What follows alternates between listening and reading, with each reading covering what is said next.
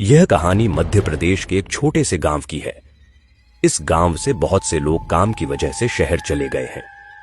अब गांव में ज्यादातर बुजुर्ग लोग रहते हैं और कुछ ही परिवार बचे हैं।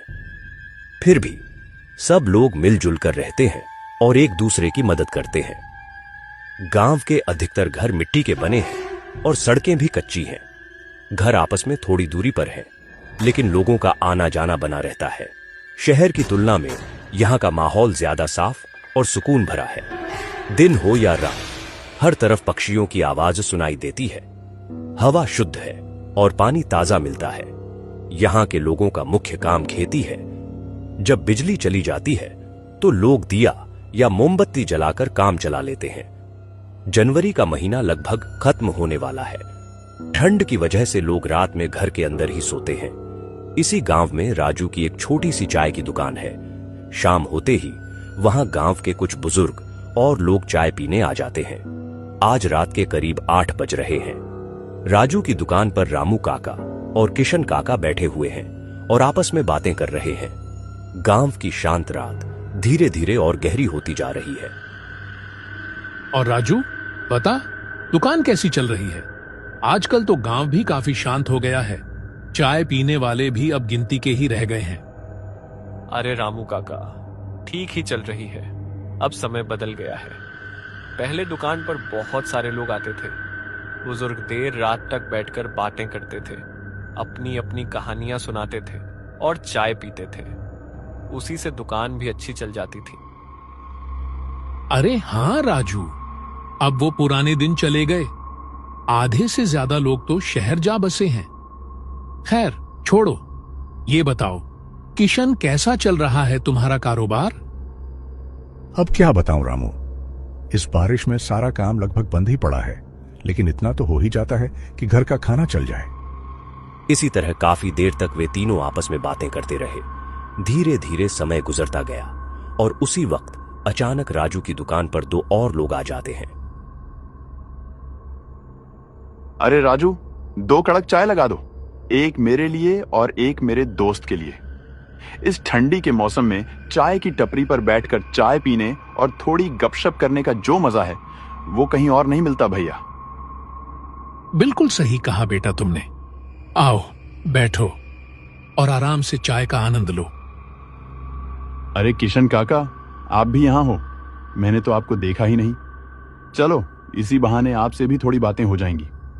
बताइए किशन काका, आपका काम धंधा कैसा चल रहा है? अरे बेटा, क्या बताऊं, इस बारिश ने तो सबका हाल खराब कर दिया है। जो फसल थी वो भी पानी में बर्बाद हो गई। अब खेतों में थोड़ी बहुत सब्जी उगाते हैं, उन्हें बाजार में बेचते हैं, तभी घर का खर्च चल पाता है। अरे काका, चिंता मत कीजिए। जिंदगी में उतार चढ़ाव तो आते ही रहते हैं। इंसान को चाहिए कि हर हाल में जीवन को खुलकर और खुशी के साथ जिए। ठीक कहा बेटा तुमने। हमें अपनी बची हुई जिंदगी हंसी खुशी के साथ ही जीनी चाहिए। धीरे धीरे रात और गहरी होती जा रही थी। राजू की चाय में तो सच में कुछ अलग ही स्वाद है। मानो एक घूंट पीते ही जिंदगी की सारी परेशानियां खत्म हो जाती हों। इसी स्वाद के लिए तो हम सब राजू की दुकान पर आते हैं बेटा। रामू काका, हमने आपके बारे में बहुत सुना है। लोग कहते हैं कि आपके साथ कई बार अजीब अजीब घटनाएं हुई हैं। क्या ये सब बातें सच हैं? हाँ बेटा, मेरे साथ सच में कई बार डरावनी घटनाएं हो चुकी हैं। अगर तुम लोग चाहो तो मैं वो कहानी सुना सकता हूँ। अरे हाँ काका, इस बारिश के ठंडे मौसम में चाय की टपरी पर बैठकर चाय पीने और आपकी डरावनी कहानी सुनने में तो और भी मजा आएगा। जरूर सुनाइए काका, बहुत मजा आएगा। चलो ठीक है, तुम इतनी जिद कर रहे हो तो मैं तुम्हें अपने साथ घटित एक डरावनी और अजीब कहानी सुनाता हूं। कहानी है आज से ठीक 25 साल पहले की, जब मैं गांव से थोड़ी दूर शहर में एक दफ्तर में काम करता था। उस दिन बस स्टॉप पर आखिरी बस आई थी। उस बस में मैं और एक जवान, बहुत खूबसूरत लड़की भी थी, लेकिन उसमें कुछ अजीब सा था। रात के करीब 12 बजे थे। बस स्टॉप पर दूर दूर तक कोई भी नहीं दिखाई दे रहा था। यह तो जाहिर था कि इस वक्त वहां कोई ऑटो रिक्शा नहीं मिलेगा। मेरा घर स्टॉप से काफी दूर था। पैदल जाने में कम से कम 1 से 2 घंटे लगते। मैं अपनी नई नौकरी की वजह से बहुत थका हुआ था। तभी वह लड़की जो बस से मेरे साथ उतरी थी पैदल ही आगे बढ़ने लगी। मैंने पीछे से आवाज लगाई, अरे सुनिए, रुकिए, आप कहाँ जा रहे हैं? अरे भैया, यहाँ खड़े रहने से तो बेहतर है कि मैं पैदल ही अपने घर पहुँच जाऊँ। भले ही थोड़ा समय लगे, लेकिन यहाँ रुकने से तो अच्छा ही है। मेरा गांव रामपुर यहाँ से लगभग 5 किलोमीटर दूर है। और आपको कहाँ जाना है? अरे जाना तो मुझे भी रामपुर ही है, लेकिन ये रास्ता जंगल से होकर जाता है ना। इतनी दूर पैदल और अंधेरी रात में जाना ठीक रहेगा क्या?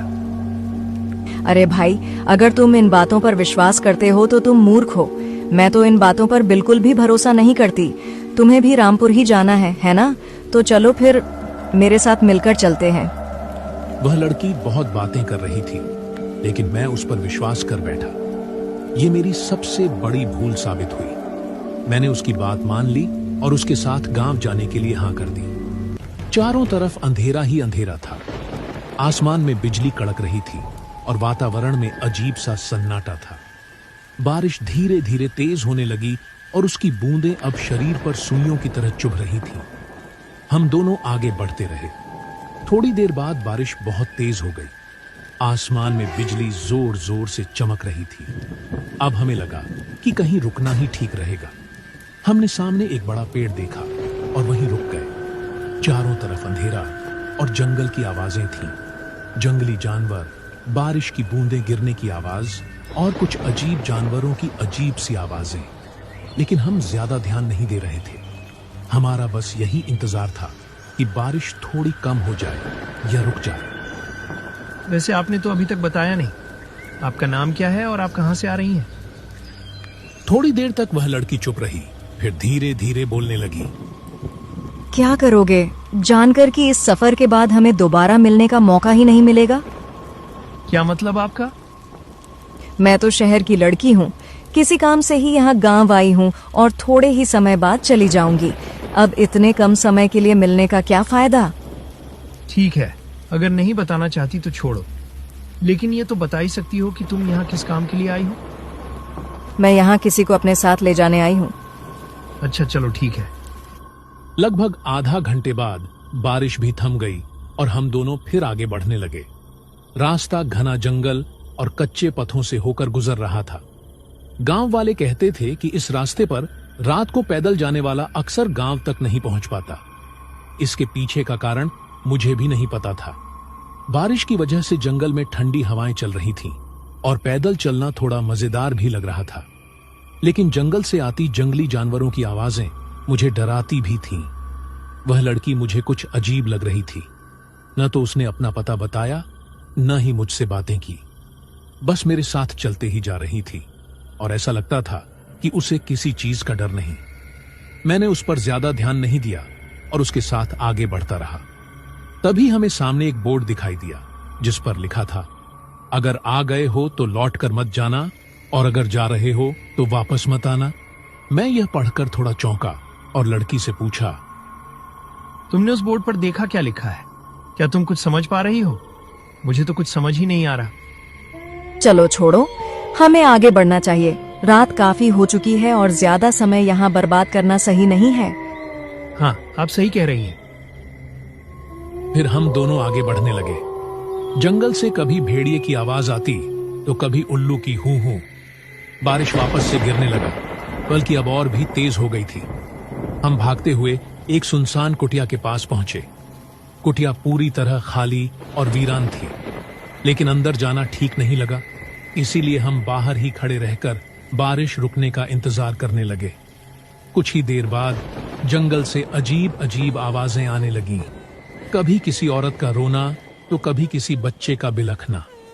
मुझे यह सब सुनकर बहुत डर लगने लगा। मैंने घबराकर उस लड़की से कहा, क्या आपने ये सारी आवाजें सुनी? हाँ, मुझे भी आवाजें सुनाई दी। लगता है कि कोई मुश्किल में है। पर इतनी रात को कौन औरत यहाँ जंगल में आई होगी? चलकर देखते हैं, कौन जाने शायद वही मुसीबत में हो और इसलिए रो रही हो। फिर मैं और वह लड़की दोनों आगे बढ़े। बारिश अब भी लगातार हो रही थी। कुछ समय बाद किसी की पायल की आवाज भी सुनाई दी। हमने धीरे धीरे उस आवाज का पीछा किया। चारों तरफ जंगली जानवरों की आवाजें, काला अंधेरा और बिजली कड़क रही थी। इन सब के बीच यह पायल की आवाजें मुझे कुछ सही नहीं लगी। मैंने घबराकर उस लड़की से कहा, मुझे ना ये सब कुछ ठीक नहीं लग रहा, हमें यहीं रुक जाना चाहिए। कुछ देर तक उस लड़की की तरफ से कोई जवाब नहीं आया। जब मैंने पीछे मुड़कर देखा तो वह लड़की अचानक गायब थी। यह देखकर मेरी रूह कांप उठी और मुझे बहुत डर लगने लगा। अब वहीं पायल की आवाज और औरत के रोने की आवाज और भी तेज हो गई थी। मैं वहां 1 मिनट भी नहीं रुका और अपने गांव की ओर तेज कदमों से चल पड़ा। धीरे धीरे वह सारी आवाजें शांत हो गईं। मैं अपने तेज कदमों से आगे बढ़ रहा था कि अचानक मुझे फिर वही अजीब बोर्ड दिखाई दिया जो मुझे शुरुआत में देखा था। मैं यह देखकर अचंभित रह गया। जंगल के इतनी अंदर होने के बाद वह बोर्ड फिर से कैसे आ गया? मुझे अब सच में बहुत डर लगने लगा। थोड़ी देर बाद फिर वही औरत की रोने की आवाज सुनाई दी। लग रहा था जैसे कोई मुझे मेरा नाम लेकर पुकार रहा हो। जब मैं उस आवाज के पास गया तो देखा कि कोई लड़की पेड़ के नीचे खड़ी है। पहले ठीक से दिखाई नहीं दी, लेकिन जब मैं और नजदीक गया तो वह वही लड़की थी जो मेरे साथ चल रही थी। मैंने घबराकर उससे पूछा, आप कहाँ खो गई थी और अब यहाँ उस औरत की डरावनी आवाज में क्यों रो रही है? तभी वह लड़की अचानक जोर जोर से हंसने लगी। उसी पल बिजली की तेज गड़गड़ाहट हुई और आसमान में एक पल के लिए तेज रोशनी फैल गई। उस रोशनी में वह लड़की अपने असली रूप में दिखाई दी और डरावनी हंसी हंसने लगी। यह सब देखकर मुझे लगा कि आज मेरा आखिरी दिन है। डर के मारे मैं वहीं जम गया, शरीर हिल तक नहीं पा रहा था। फिर मैंने किसी तरह हिम्मत जुटाई, भगवान का नाम लिया और वहां से भागने लगा। मैं पूरी ताकत से भाग रहा था क्योंकि उस वक्त भागने के अलावा मेरे पास कोई और रास्ता नहीं था। मैं भागता ही जा रहा था कि अचानक मेरी आंखों के सामने वही औरत दिखाई दी, लेकिन इस बार वह हवा में खड़ी थी और उसका रूप डरावना नहीं बल्कि मासूम सा लग रहा था। मैं घबराते हुए उससे पूछ बैठा, मुझे क्यों रोक रही हो? मुझे मेरे गांव क्यों नहीं जाने दे रही हो? आखिर तुम मुझसे क्या चाहती हो? रोका तो मुझे ही गया था उस रात। मैं भी तो बस अपने गांव ही जा रही थी, जैसे तुम इस बार जा रहे हो। क्या हुआ था आपके साथ? आप मुझे सच सच बताइए। मैं भी तुम्हारी ही तरह रामपुर गांव में रहती थी। रोज काम से लौटकर बस से आती थी, लेकिन उस दिन मुझे थोड़ा ज्यादा समय लग गया। रात के लगभग 11 बज चुके थे। उस दिन भी मुझे कोई ऑटो नहीं मिला, तो मैं मजबूरी में जंगल वाले रास्ते से पैदल ही चल पड़ी। मुझे नहीं पता था कि वही मेरी आखिरी रात होगी। मैं बहुत देर तक चलती रही। चलते चलते काफी समय बीत गया। तभी अचानक, अरे यहाँ इतने सुनसान रास्ते पर इतनी खूबसूरत लड़की, आज तो मजा ही आ जाएगा। चलो उससे बात करके देखता हूँ। वो मेरे पास आखिर बोलता है, आप इतनी रात को कहाँ जा रही हैं? मैं रामपुर गांव जा रही हूँ। अरे मैं भी वहीं जा रहा था, लेकिन रास्ता भटक गया हूँ। क्या आप मेरी मदद कर सकती हैं? मुझे अपने साथ रामपुर गांव तक ले चलें। ठीक है, आप चल सकते हैं। मुझे भी आपका सहारा मिल जाएगा। हम दोनों उस सुनसान रास्ते पर साथ चलने लगे, लेकिन मुझे नहीं पता था कि वही आदमी मेरी जिंदगी की आखिरी वजह बनेगा। थोड़ी दूर चलने के बाद उसका व्यवहार बदलने लगा। मैं डर गई, चीखने लगी, मदद के लिए पुकारती रही, लेकिन उस जंगल में मेरी आवाज सुनने वाला कोई नहीं था। उस रात जो हुआ उसी की वजह से मेरी जान चली गई और तब से मैं इसी जंगल में भटकती रहती हूँ, रास्ता ढूंढती हुई, इंसाफ की उम्मीद में। और उस आदमी का क्या हुआ? क्या तुम्हें कभी इंसाफ मिला? उसे मैं कैसे छोड़ सकती थी? अगले ही दिन मैंने उसकी जान ले ली। मुझे इंसाफ तो मिल गया, लेकिन मेरी आत्मा इस जंगल से आजाद नहीं हो पाई। तब से मैं यहीं भटक रही हूँ और आज भी मैं उसी तरह के लोगों की तलाश में रहती हूँ जो दूसरों की मजबूरी और भरोसे का गलत फायदा उठाते हैं। लेकिन तुमने ये सब मुझे ही क्यों बताया? और तुम मुझसे इतनी शांति से बात क्यों कर रही हो? क्योंकि तुम एक अच्छे इंसान हो। मैं पूरे जंगल में तुम्हारे साथ चली, लेकिन तुमने कभी मेरे साथ कोई गलत व्यवहार नहीं किया, इसीलिए मैं तुम्हें छोड़ रही हूँ। अब तुम जा सकते हो। उसकी दर्द भरी बातें सुनकर मेरी आंखों से अपने आप आंसू निकल आए। मैं बिना पीछे देखे वहां से रामपुर गांव की तरफ चल पड़ा। आज भी जब मैं उस रात के बारे में सोचता हूं तो दिल कांप उठता है। सोचिए, उस लड़की के साथ कितना बुरा हुआ होगा। कहा जाता है कि उसकी आत्मा आज भी उस काले जंगल में भटकती है, कभी रोती हुई, कभी किसी को रास्ता दिखाती हुई, और उस जंगल से गुजरने वालों को यह याद दिलाती है कि हर अंधेरी रात में सिर्फ डर ही नहीं बल्कि किसी की अधूरी कहानी भी छुपी होती है। यह कहानी सिर्फ एक डरावनी घटना नहीं थी, बल्कि एक सबक थी इंसानियत का। हर अंधेरी राह पर मिलने वाला डर हमेशा भूत या आत्मा नहीं होता। कभी कभी वह इंसान के भेष में चलता है, जो किसी की मजबूरी, भरोसे और अकेलेपन का फायदा उठाता है। उसे इंसाफ इस दुनिया में न मिले, लेकिन वक्त उसे कभी नहीं छोड़ता। और जो इंसान हर हाल में इंसान बना रहता है, अंधेरे भी उसका रास्ता नहीं रोक पाते। याद रखना, हर जंगल में भटकती आत्मा डराने नहीं आती। कुछ आत्माएं हमें इंसान बने रहना सिखाने आती है।